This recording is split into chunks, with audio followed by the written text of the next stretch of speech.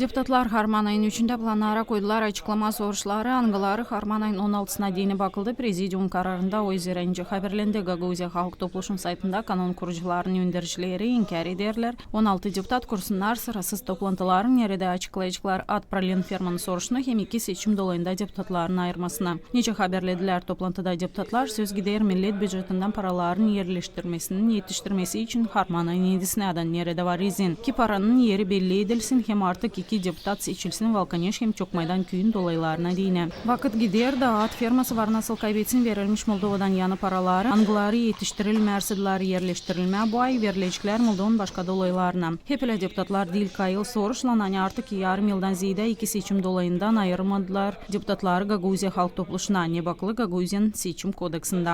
В президиуме сегодня есть не один юрист, который знает, что Prezidiumda var yuristlar angıları bilirler. Hani toplantıları var nasıl kursunlar deputatların 3. payı Gagauzya Halk Topluşu'nun yöndericisi hem Gagauzyan başkanı. Bugün var nasıl söylemeni onlar isteyip de inkar ettiler. Mutlaka dava lazım açılsın. Созывается заседание. Они созывают президиум и решают там не созывать заседание.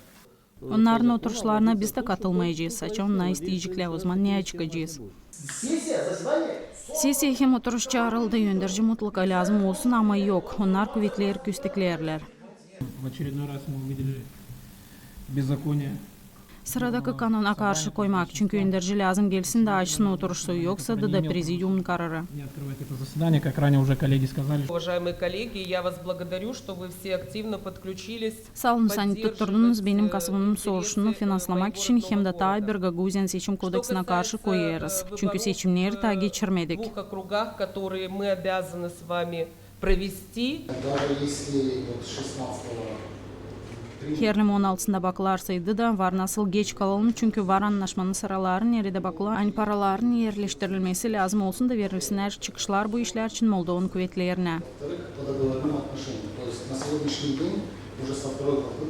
Toplanılmış deputatlar kararladılar açma dava işini prezidiumun adına inkar etmek için getirdiler saklarınıza aynı Harman ayının ikisinde Gagauzya Halk Topluşu'nun yöndericileri tiparladılar izini nerede inkar ettiler bir grupa deputatların istediklerini geçirme oturuşu ki bakılsın ad pralin fermasına finansların verilmesi hem iki seçim dolayında seçimlerin geçirmesi. Anna Altayeva, Sergey Georgiev, Maria Kazako, GRT Haberler.